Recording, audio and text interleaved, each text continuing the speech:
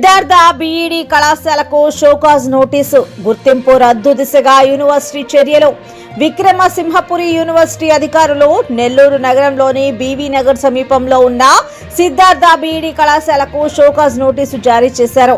ఇటీవల యూనివర్సిటీ బృందం నిర్వహించిన ఆకస్మిక తనిఖీల్లో పలు తీవ్ర లోపాలు బయటపడిన నేపథ్యంలో యూనివర్సిటీ అధికారులు షోకాజ్ నోటీసు ఇచ్చారు. కాలేజీ గుర్తింపు ఎందుకు రద్దు చేయకూడదో కళాశాల నిర్వాహకులు తక్షణమే వివరణ ఇవ్వాలని ఆదేశించారు. వివరణ సంతృప్తికరంగా లేకపోతే కళాశాల గుర్తింపును రద్దు చేసే అవకాశం స్పష్టంగా ఉందని అధికారులు హెచ్చరించారు.